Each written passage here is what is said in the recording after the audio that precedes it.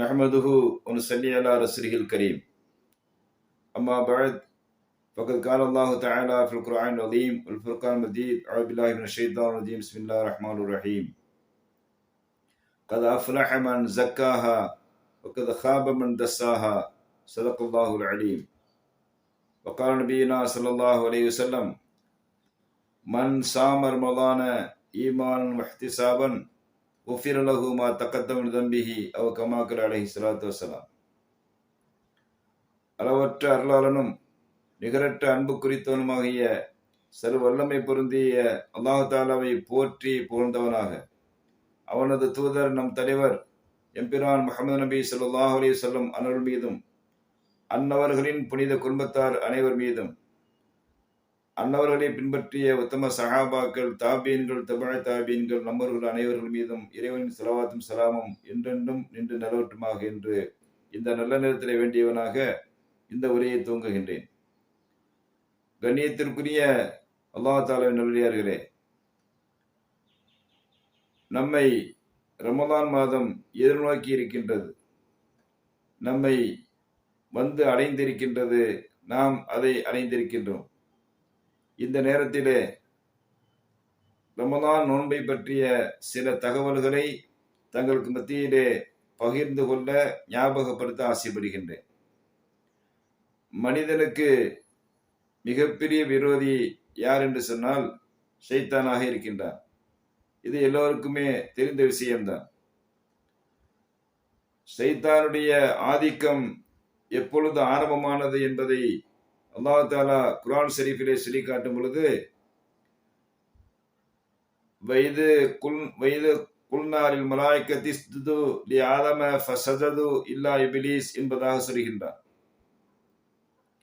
நாம் நபி ஆதம் அலைஹிஸ்ஸலாம் அவர்களை பழித்து அவர்களுக்கு சஜதா செய்யுங்கள், உங்களுடைய பணிவை வெளிப்படுத்துங்கள் என்று சொன்னபோது எல்லோருமே சஜதா செய்து விட்டார்கள், இப்லீஸை தவிர என்று சொல்கின்றார்.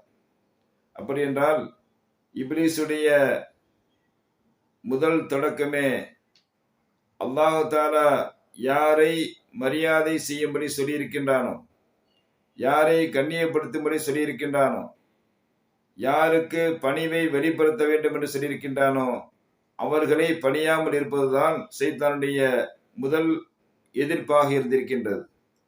இதை நாம் சற்று சிந்திக்க கடமைப்பட்டிருக்கின்றோம். பணிவு என்பது மலக்குகளுடைய குணமாக இருக்கின்றது, பணியாமை என்பது ஷைத்தானுடைய குணமாக இருக்கின்றது. யார் யாருக்கு பணிய வேண்டும் என்று தெரிந்தும் கூட சிலர் பணியும் விஷயத்திலே மிகவும் பின்தங்கி உள்ளார்கள்.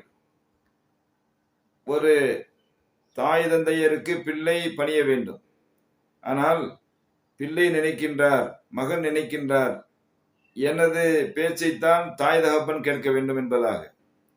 ஒரு ஆசிரியர் அவருக்கு மாணவர்கள் பணிய வேண்டும், ஆனால் மாணவர்கள் நினைக்கின்றார்கள், என் வசத்திற்கு ஆசிரியரை கொண்டு வந்து விட்டேன் பார்த்தாயா என்று நினைக்கின்றார்.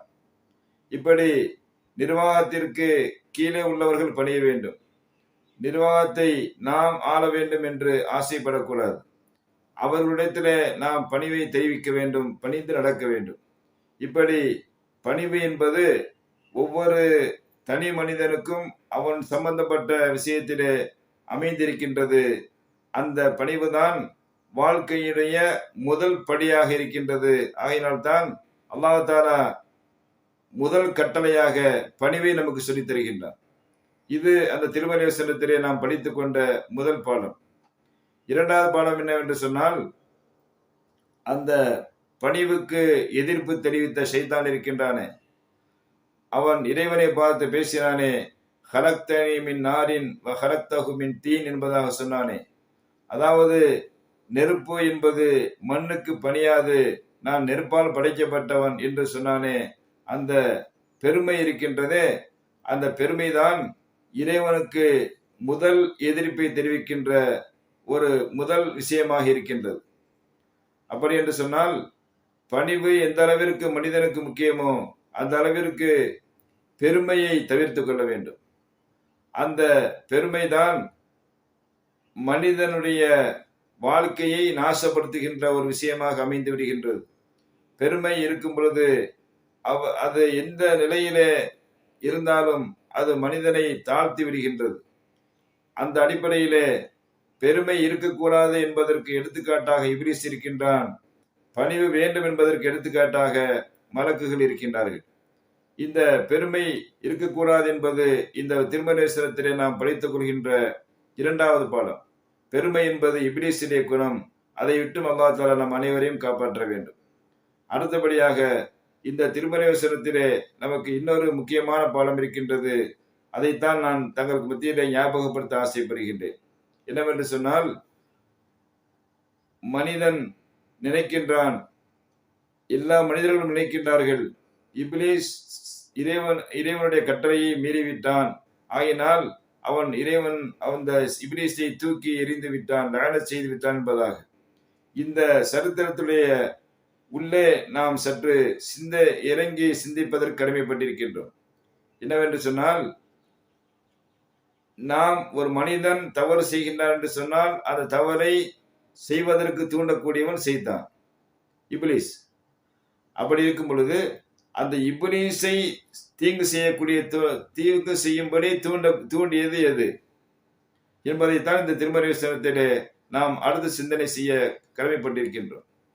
இந்த மனிதன் தவறு செய்வதற்கு இப்லீஸ் சைத்தான் காரணமாக இருக்கின்றான் என்று சொன்னால், அந்த இப்லீஸ் சைத்தான் தவறு செய்வதற்கு அவனுக்கு தூண்டுகோலாக இருந்தது எது? அவனையும் தாண்டிய ஒரு மிகப்பெரிய எதிரி அங்கே ஒளிந்திருக்கின்றான். அவன்தான் சைத்தானை விட மிகப்பெரிய விரோதி. அந்த விரோதியை அடையாளம் காட்டும் முகமாகத்தான் அல்லாஹ் தஆலா இந்த நோன்பை நமக்கு விதியாக்கி இருக்கின்றார். அது எந்த எதிரி என்று சொன்னால், இப்லீஸையும் வழி கெடுக்கின்ற அளவிற்கு வலிமை வாய்ந்த எதிரி யார் என்று சொன்னால், அந்த இப்லீஸுக்கு வழங்கப்பட்ட, சைத்தானுக்கு வழங்கப்பட்ட நப்சு என்ற அந்த மிகப்பெரிய பரம விரோதி தான். அந்த பரம விரோதி தான் இப்லீஸையும் கெடுத்தான், அந்த இப்லீஸின் மூலமாக மனிதனையும் கெடுத்துக் கொண்டிருக்கின்றான். அப்படி என்றால் இப்லீஸை விட மனிதன் தவிர்ந்து கொள்ள வேண்டிய மிகப்பெரிய எதிரி அந்த நப்சாக இருந்து கொண்டிருக்கின்றது. அல்லாஹ் தஆலா நப்சை படைத்து அந்த நப்சை பார்த்து பேசுகின்றான். ஹதீசுகளிலே வருகின்றது, நான் யார், நீ யார் என்று கேட்டபோது அந்த நப்சு இறைவனிடத்திலே அன அன அந்த அந்த என்பதாக சொன்னது. நான் தான், நீதான், எனக்கும் உனக்கும் எந்த சம்பந்தம் இல்லை என்பதாக சொன்னது. இரண்டாவதும் கேட்டான், மூன்றாவதும் கேட்டான், இதே பதிலைத்தான் அந்த நப்சு பேசியது. கடைசியாக அந்த நப்சை அல்லாஹ் தஆலா நரக நெருப்பிலே 1000 ஆண்டுகள் நப்சை போட்டு வேதனைப்படுத்தியதற்கு பிறகு அல்லாஹ் தஆலா அந்த நப்சை பார்த்து கேட்கின்றான், இப்பொழுது சொல், நான் யார், நீ யார் என்று கேட்டபோது அப்பொழுது அந்த நப்சு இறைவனை வழிபட மறுத்துவிட்டது. இறைவன் படைத்த ஒரு பகுதிதான் நான் என்று அதை ஏற்றுக்கொள்ள மறுத்துவிட்டது. அப்பொழுது அல்லாஹ் தஆலா அந்த நப்சை பட்டினி என்ற நரகத்திலே போட்டு மாட்டி வதைத்ததற்கு பிறகுதான் அந்த நப்சு இறைவனிடத்திலே வந்து பேசும் பொழுது சொன்னது, இறைவன் கேட்ட கேள்விக்கு பதில் சொன்னது, அந்த ரப்பி, நீ என்னை படைத்து பாதுகாத்துக் கொண்டிருப்பவன் என்பதாக. அப்படி என்று சொன்னால் அந்த நப்சை அடக்கக்கூடிய ஒரு வழிதான் இந்த நோன்பாக இருந்து கொண்டிருக்கின்றது என்பதை இந்த ஹதீஸின் வாயிலாக நாம் தெரிந்து கொள்கின்றோம். நரக நெருப்பு கூட கட்டுப்படாத இந்த நப்சு இருக்கின்றதே, பட்டினி போட்ட பிறகு அது இறைவனுக்கு கட்டுப்பட ஆரம்பித்து விடுகின்றது என்பதை நாயகம் ஸல்லல்லாஹு அலைஹி வஸல்லம் சொல்லி காண்பித்து, ஆகவே அந்த நப்சுடைய வலிமையை, நப்சுடைய ஆதிக்கத்தை உங்களிலிருந்து நீங்கள் விலக்கிக் கொள்வதற்கு இந்த நோன்பை கடைபிடிங்கள் என்பதாக சொல்லி காண்பிக்கின்றார்கள். ஆயினாத்தில் அல்லாஹ் தஆலா இந்த நபிமாருடைய வருகையை பற்றி குர்ஆன் ஷரீஃபிலே சொல்லும் பொழுது, அவர்கள் உங்களை பரிசுத்தப்படுத்த வந்தவர்கள் என்பதாக சொல்கின்றார். அவர்கள் எங்கே நம்மை பரிசுத்தப்படுத்துகின்றார் என்று சொன்னால், நபிமார்களும் வலிமார்களும் நம்மை எங்கே பரிசுத்தப்படுத்துகின்றார் என்று சொன்னால், நமது நப்சை சரி செய்து விடுகின்றார்கள். ஒரு மனிதன் நப்சை சரி செய்து விட்டால் அவனுக்கு அதை விட வேறு என்ன வேண்டும்? அந்த நப்சு தான் அவனுடைய மிகப்பெரிய எதிரியாக இருக்கின்றது. அந்த நப்சை கட்டுப்படுத்துகின்ற ஒரு மிகப்பெரிய ஆயுதமாக இந்த நோன்பு இருந்து கொண்டிருக்கின்றது. அதனால்தான் அந்த நோன்பாளிகளை பற்றி அல்லாஹ் தஆலா நோன்பு பிடிப்பவர்கள் பற்றி சொல்லும் பொழுது, நோன்பு என்ற கடமை பற்றி அல்லாஹ் தஆலா சொல்லும் பொழுது, அஸ்ஸௌமு லீ வ அன அஜ்ஸி பிஹி என்று அல்லாஹ் தஆலா சொன்னதாக ஸல்லல்லாஹு அலைஹி வஸல்லம் சொல்லித் தருகின்றார்கள். நோன்பு என்பது எனக்கு உரியது. ஏனென்று சொன்னால், இறைவன் உண்ண மாட்டான், பருக மாட்டான். அந்த குணத்தை நாம் மேற்கொள்ளும் பொழுதுதான் இறைவனுடைய குணங்களை பின்பற்றியவர்களாக ஆக முடியும். நம்மை புனிதப்படுத்த முடியும். ஹக்கின் பக்கம், இறைவன் பக்கம் நம்மை ஒன்றிணைக்க முடியும்.